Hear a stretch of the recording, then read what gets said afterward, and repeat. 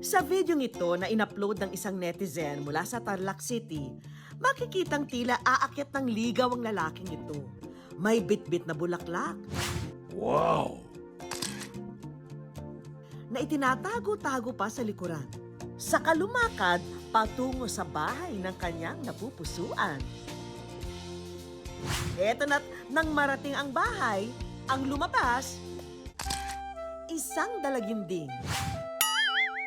Nakabestida, Wow! naka-heels, with burloloy pa sa ulo. Ang kanya palang sinusuyo-suyo itong sarili niyang anak. Ang sweet, di ba? Wow! Kung ang ibang ama itinatatwa ang anak na LGBT, ang amang ito raw hindi lang tanggap, binigyan pa ng bulaklak at wig ang anak. Siya ang 9 na taong gulang na si Ezekiel o kilala kung tawagin ng iba na si Kela. Sa tahanan ng araw nila, hindi niya kailangang itago ang mga gamit pambabae. Dahil nakaka-aura siya kahit nandyan ang ama. My name is Ray Ezekiel Tito Caro! Si Kiel, kung sa pagiging anak, kung sa malambing, sobrang lambing yan sa akin. Tapos, may takot yan sa Panginoon kasi lagi nagsisimba kasama ni lola niya. Bata pa lang daw, napansin na ni Leslie na mas hilig ni Kela makipaglaro sa mga batang babae. Tapos mga Barbie doll yung mga laruan nila. Kaya syempre Barbie doll na din yung laruan ko. Kanya. Tapos parang nahawa na siya dun sa ng mga babae. Ayun, naging bading-bading na siya. Nang nakakakutob na sa mga ikinikilos ng anak, masinsinang kinausap ni Leslie ang bata. Dito na raw umamin si Kela sa ama na mabilis din naman niyang natanggap. Laging sa magulang nagsisimula yung pagmamahal doon sa anak. Kaya paanong magiging masaya yung anak natin kung mismong magulang parang ayaw niya doon sa ginagawa ng anak niya. Hindi raw inakala ni Leslie na magkakaroon siya ng anak na bading. Lalo pat hindi siya lumaki na may nakakasakasamang ganito sa pamilya o mga kaibigan. Pero imbis na kamuhian at pagalitan, abay niyaka pa raw niya ang anak at mas tinanggap ng buong puso. Nanaig sa akin yung pagmamahal sa'yo. Pero sinabi ko naman sa kanya na tanggap kita kung ano ka anak, ako naman sa kanya. Kaya doon siya natutuwa na ngayon, nagladlad na. Pangalawa sa 3 magkakapatid si Ezekiel. Ang 2 kapatid niya nasa pangangalaga ng kanilang lola sa Nueva Ecija. Ito pong apo ko, talagang kwan po siya, yung talagang malambot kay daddy niya. Kaya okay lang po, suportahan namin kung ano yung kwan nilang dalawa. Caregiver naman sa Germany ang kanilang ina. Kahit na nga magkakalayo silang pamilya, hindi raw matatawaran ang pagmamahal ng mga magulang para sa kanilang mga anak. Kahit pa si Kela, iba ang gustong landas. Si mami po napopogian po sa akin, pero yung ibang tao naman po kagaya po ni Dade, nagagandahan daw po siya sa akin. Pero kung gaano katanggap ng pamilya, siya namang panghuhusga ng iba. Yung iba, binubuli po ako. Sinasabi po nila sa akin bakla, bading, tapos po minsan po isinasaktan po ako ng mga classmates ko. Pinapabayaan ko na lang po, pero minsan po naiinis po ako, pero ayoko din pong mapatawag yung magulang nila, kaya po pinapabayaan ko na lang po. Pero ang hindi raw inaasahan ni Kela nang ang mismong ama ang magregalo ng mga wig para sa kanya. Nung sinurprise ko siya ng wig. Wow!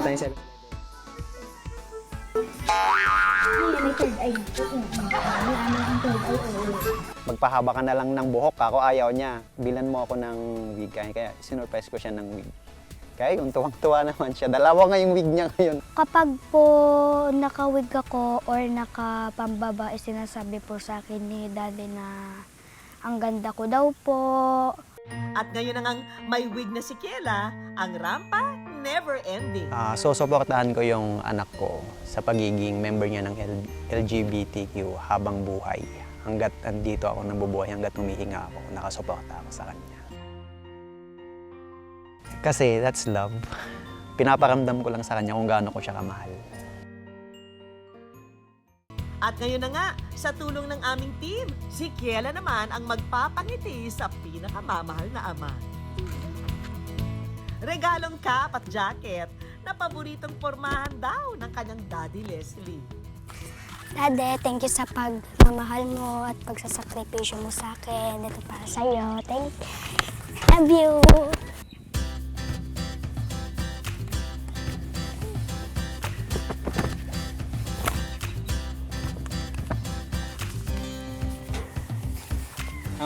Maraming salamat sa gift mo, anak. Sobrang nagustuhan ko. Alam mo yung mga pangangailangan ko palagi at saka alam mong mahilig talaga ako sa cup.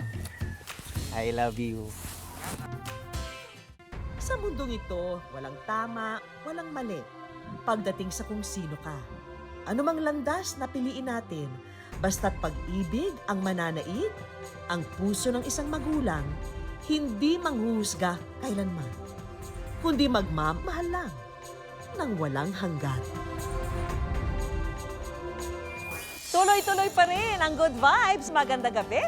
Ako po si Vicky Moral. Mga pinalaki ng sex bomb, get out sa final round ng concert nila. Ito yung sinasabi sa sarili ko na hindi ako pinalaki ng sex bomb para sumuko. Bahay ng itsura, pampasaherong jeep. Ipinilit ko talagang maghanap ng gumagawa ng jeep dun sa area namin. First candidate, Mr. Angeles City. Pageant sa Pampanga, pinag-usapan. Ang isang kalahok kasi, confident kahit pa hindi perfect body. Tapos ngayon viral ka. Ano yung reaction mo sa mga feedback sa'yo? Yung sabi niya po was, O taas kamay ng mga pinalaki ng sex bomb dahil ang kanilang fans napag-get out sa final round ng kanilang concert. Last round na! Napag-get out na ba ang lahat? Sa grupong ito na sumikat sa kanilang indak at hot moves, pati na mga iconic na kanta at kakaibang karisma. Get out! Taas ang kamay ng mga pinalaki ng sex bomb. Napalaban-laban na nga ng todo ang fans para makakuha ng tickets sa sold-out reunion concert ng Sex Bomb Girls. Ang 62-year-old na nga na si Nanay SP, hindi lang basta pinalaki ng sex bomb, kundi tumanda ng gumigiling ng kanilang The Moves. Napahalukay ube. At split lang naman siya, not once, not twice, kundi 3 times sa saya nang makuha na niya ang kanyang pinakahihintay na concert ticket. Round 2 pa lang, naghahanap kami ng ticket. Lagi kaming bigo. Hanggang sa round 4, umiyak na ako dahil naubusan na naman kami ng ticket. Dahil hindi raw siya pinalaki ng sex bomb, para bumawi, si Nanay SP, alas 3 pa lang ng madaling araw, nangunguna na sa pagpila. Sabi ko na, pag ako hindi pa ako nakakuha tong araw na to, talaga maglalampaso na ako dito. Nung pagdating sa akin, nabigyan ako agad ng ticket. Sa sobrang tuwa ko talaga, nagtatalon ako. Nag-split talaga ako.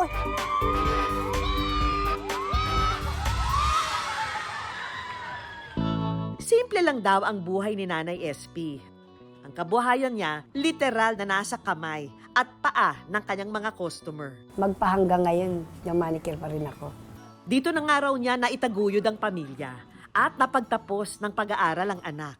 Pero mahirap man ang buhay, magaan namang humataw si Mami SP. Malaking bagay talaga yung pagsasayaw ng sex bomb eh. Pag napanood ko talaga sila, wala na yung pagod ko, sakit ang likod ko. Nakakalimutan ko ang hirap ng buhay namin. Kaya naman ang regalong pasasalamat ng mga anak ni Nanay SP, ticket para sa concert ng Sex Bomb. At sa hinaba-haba man daw ng kanyang ipinila para sa ticket, sa concert venue pa rin ang tuloy ng lola niyo. Punta na ako!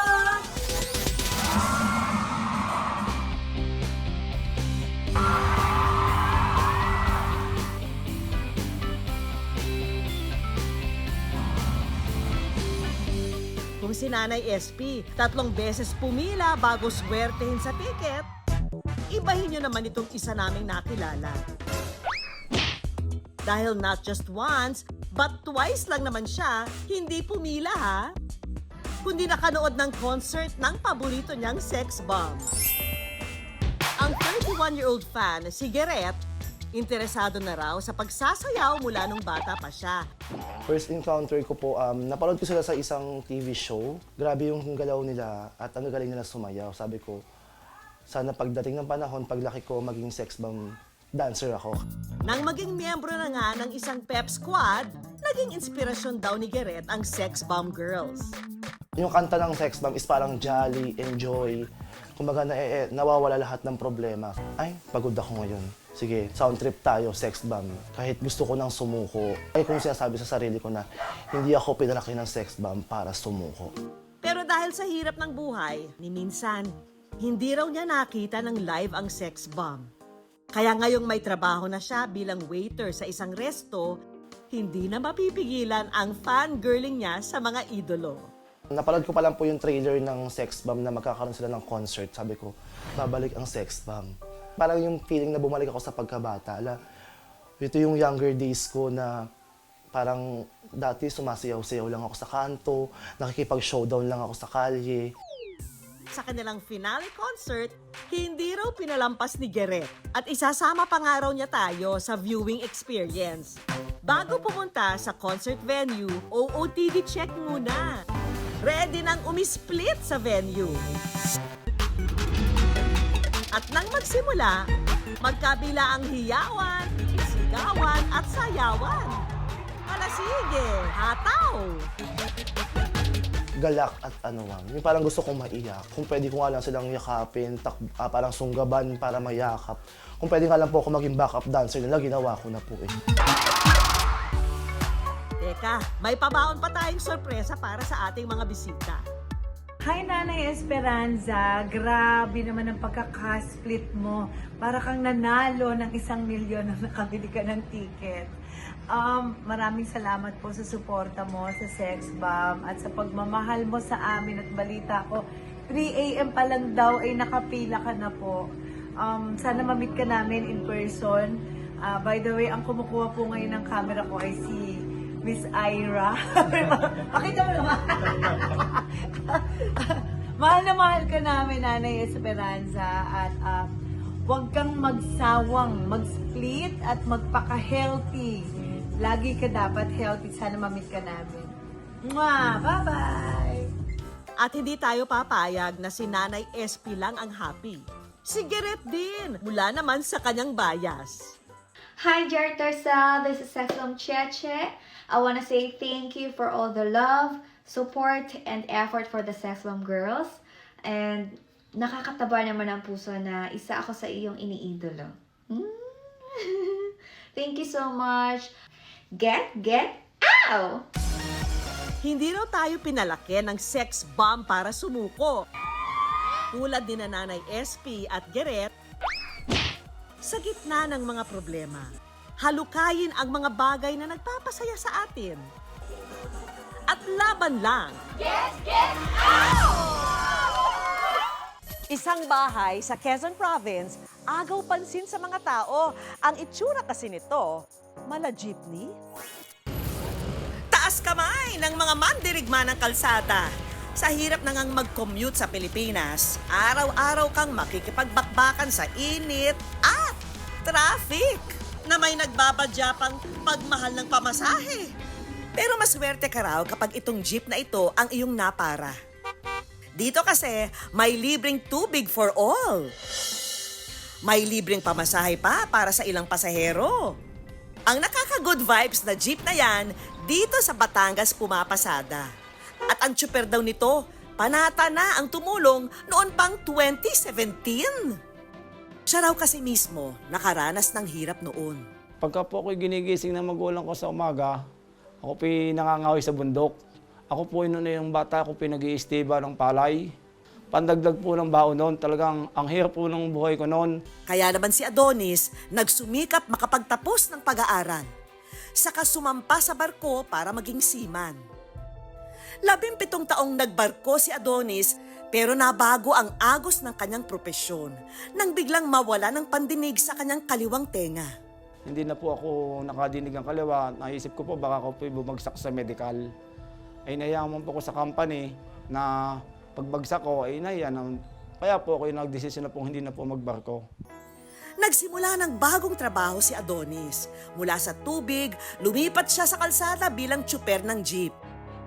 Humina man ang kita. Napagdesisyonan pa rin ni Adonis na tumulong sa kapwa. Bagay na hinangaan daw sa kanya ng kanyang asawa. Masarap sa pakiramdam na kahit hindi kami mayaman, nagagawa niyang tumulong. At ngayong araw na nga, ready nang sumabak sa init ng kalsada si Adonis. Ang mga pasaherong ito na gustong magpalamig, kanya-kanyang kuha na ng libreng tubig. Thank you so much po sa tubig. Yung ano ko, last February 22, nakasakay siya dito. Magkakwento siya sa akin pagdating niya sa bahay. Sabi niya nakalibre siya ng pamasahe doon sa jeep na nasakyan niyang biyahe kawan. Tunay na ngang hindi sa laki o liit ng tulong na susukat ang pagkakaroon ng busilak na puso. Pwede kayo uminom ng tubig, libre yan. Eto pa ang isang jeep na may bit-bit ding good vibes. Biyaheng Tayabas, Quezon naman tayo. Pero teka, hindi raw ito napapara ha. Dahil imbes na sakyan, ang jeep na ito, tinitirhan.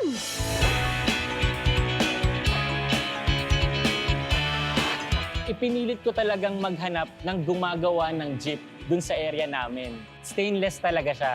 Kompleto siya with sun visor sa gilid. In-identify ko talaga yung mga parts ng jeep. Yung gulong dun sa gilid, gulong talaga yun ng truck.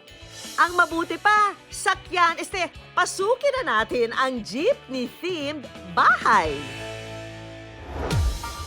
Tulad ng isang tunay na jeep, pahaba rin ang estilo ng bahay. Pero walang dapat ikabahala ang itsura ng bahay sa loob. Parang pangkaraniwang tahanan din daw. May sala, kusina, mga kwarto, at syempre, pamilyang nakatira rito. Ang driver daw ng kanilang buhay ang siya ring inspirasyon sa pagpapatayo ng jeepney-themed house. Si Tatay Mauricio na kanilang padre de pamilya at 2 dekada ring namasada ng jeep. Bilang ama, maalaga din siya sa aking mga anak. Siya ang nagpapaligo sa aking mga anak. Dahil ako'y nasa tindahan, siya ang laging nagluluto pag siya ay dumarating. Pero bigla na nga raw pumreno ang buhay nila nang mamatay si Tatay Mauricio noong 2010. Nung nagkakasakit-sakit na yung tatay ko, hindi niya kami pinahirapan. Hindi na siya nagpagamot. Dinala lang namin siya sa hospital pero ayaw niya nang magpa-dialysis kasi ayaw niya na ng gastos. Naiwan niya ang asawa at 4 na anak na pawang mga estudyante pa lang daw noon. Masakit na nga raw sa pamilya nila na ang pinakamalaking alaalang naiwan ni Tatay Mauricio na kanyang jeep, kinailangan nilang ibenta. Second year college ako. To sustain yung aking pag-aaral, napagdesisyonan ni nanay, ibenta na lang yung jeep para pagbayad sa allowance ko, sa tuition ko, at sa mga gastusin sa eskwela. Si Marson nakatapos naman daw sa kursong architecture. Nagkatrabaho at nang makaipon, doon na raw naisipan na ibalik ang pasasalamat sa yumaong ama.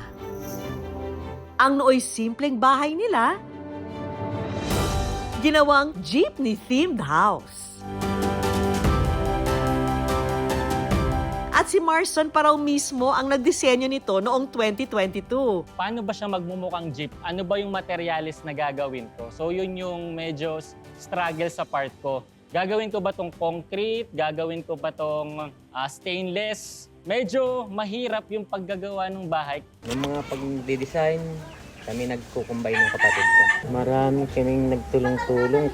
At ito na nga ang nakaraang taon, sinimulan na nilang tirhan ito. Pero hindi lang ito unique na bahay. May twist din daw. Yung bahay na yon, meron siyang rainwater catchment. Sinasalo niya yung mga tubig sa alulod. Laging tagulan sa amin. So, minaximize ko yung weather namin para may source kami ng water. Bukod sa makikinabang silang pamilya, magsisilbi pa raw itong alaala ng kanilang ama. Tatay, gusto ko sanang mapa-experience sa'yo kung ano yung meron ako ngayon. Gusto kitang i-treat sa mga kain ng gusto mo. Gusto kitang madala sa mga magagandang lugar. Mahal na mahal ka namin, tatay. Sa dami ng hindi magandang nangyayari sa bansa ngayon, libre na lang ang gumawa ng mabuti. Sa sarili, sa iyong kapwa, lalo't higit sa iyong pamilya.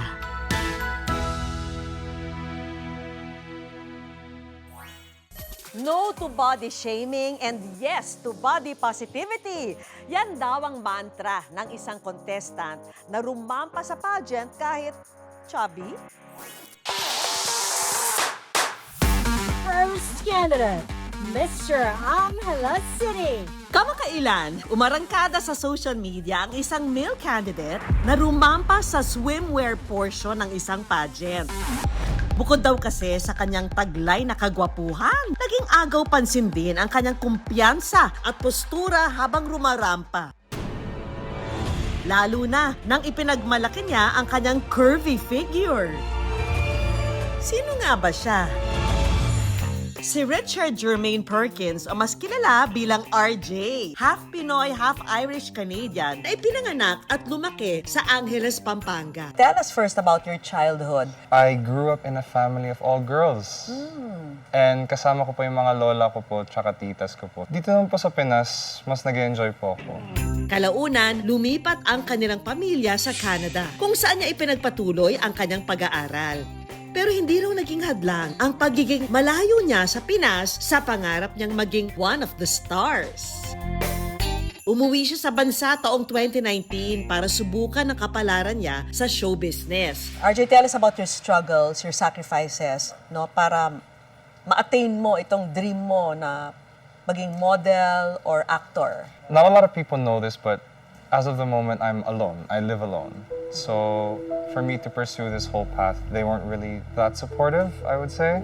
So it's been more of a solo dream. It's not a path that they would want me to push. Hindi man daw pabor ang kanyang pamilya, ang natatanging sumuporta raw sa pangarap niya, ang kanyang lola na si Mama Mai. Yeah, my Lola has been a big inspiration to me, and she's also one of the very first people that persuaded me to join the industry. When I was very young, I was very shy. In every family gathering, she would tell me, Jay, dance, sing in front of the crowd, in front of the family and everything. And from that moment on, sabi ko, this is the kind of path I want. One thing that my Lola said before she passed away was, she wants to see me one last time on the screen, and sana make it. Sa edad na 14, sumali siya sa isang talent search na nagbukas sa kanya ng pinto sa entertainment industry. Bata pa lang, alam na raw niya ang kalakaran sa industriya, na para sa marami, mahalaga ang pisikal na anyo ng isang artista. Mula sa kinis at kulay ng balat, pati na sa hubog ng katawan.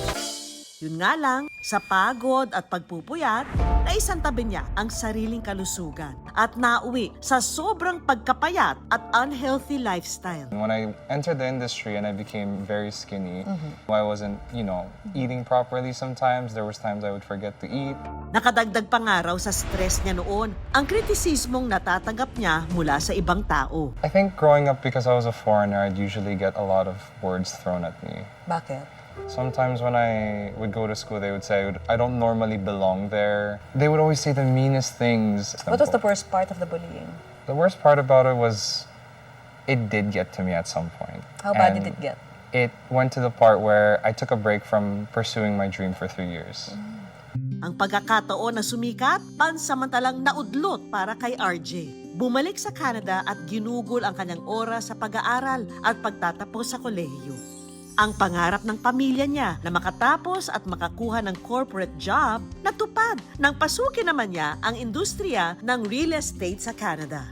They honestly wanted me to have a regular job, live a normal, quiet life. Like office job? Office job or anything that comes by in any offer. Pero ang tawag ng entablado at ng kanyang mga taga-suporta, pilit siyang hinihila pabalik ng Pilipinas. During over the course of 3 years, there would be moments where they would say na, balik ka na sa industry. And I said, I don't know yet. I don't know if it's my time. Taong 2022, nang muling umuwi sa bansa si RJ para hanapin ang lugar niya sa industriyang pinapangarap. dito na nga siya nagpasyang pumasok naman sa mundo ng pageantry. I was the very first candidate that got released, and my friend called me right away, screaming over the cell phone, saying he's so happy that I finally went back. Dito na nagsimula ang kanyang karera sa Mr. Pampanga 2026. At sa gitna ng kanyang pagbabalik, muli siyang sinubukan ng panahon. I was on a motorcycle riding on, and then I turned to the right. As soon as we turned to the right, there was a car that swerved right at us. He collided with us, and we ended up falling, me and the driver. Ang sanay pagrampa na uwi sa hindi inaasahang pinsala ng kanyang kaliwang paa. So what happened to you? How bad was it? I sprained my left foot in the process, and I had a little bit of cuts, and there's even like a sugat here that remained from the glass and everything. Kahit mahirap, pinilit niyang gumaling at makalakad agad. Pero hindi niya inaasahan na sa kanyang pagpapagaling, ang magiging kapalit ang biglang pagdagdag ng timbang. Dahil sa ginamit na steroids sa kanyang gamot. In that process, it made me bloat more. It made me add more water weight than I was supposed to po. In a span of what? In that 1 week po. week? Yes po.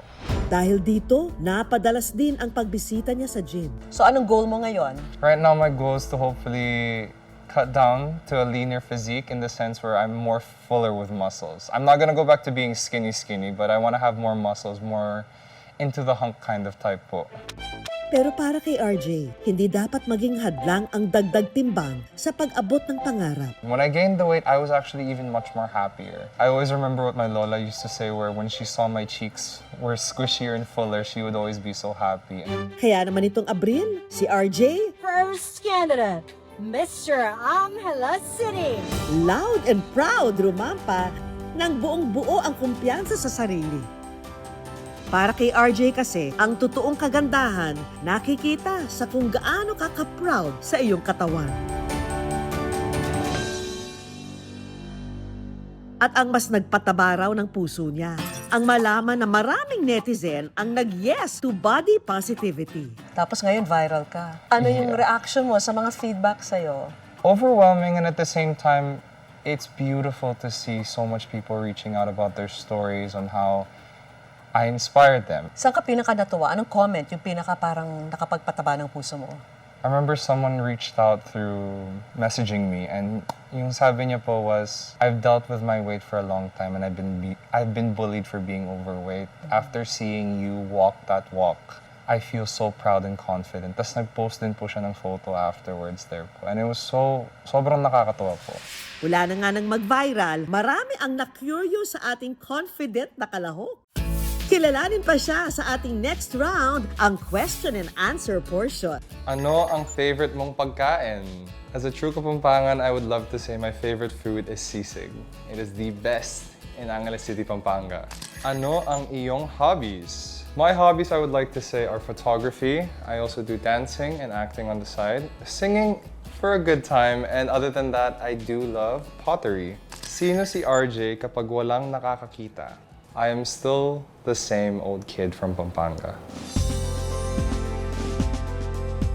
Someone who, behind all the cameras, I'll still be the same old jolly kid po. Hindi man daw mapapanood ng lola niya ang pageant o anumang oportunidad pa ang sumunod, alay pa rin daw itong lahat ni RJ para sa kanya. To my Mama Mai, who's in heaven already, thank you. I wouldn't be here if it wasn't for you. Thank you for pushing me to go onto that audition at 4 a.m. And thank you for always being my #1 supporter. I miss you dearly and I love you a lot. Ang tanging hangad daw ni RJ, maging inspirasyon siya para sa iba na mahalin ang kanilang sarili, anuman ang hugis ng kanilang katawan. Honestly, ever since I started the industry, sabi ko, I don't want to do it for myself or do it just because of what's in store in the career. I want to do it because eventually I want people to look up at me the way I look up to these other people. Dahil sa totoo lang, hindi kailangang maging perpekto para humanga ang tao. First candidate, Mr. Angeles City. Kailangan mo lang ng lakas ng loob na ipakita kung sino ka at doon mas nakikita ang tunay na ganda.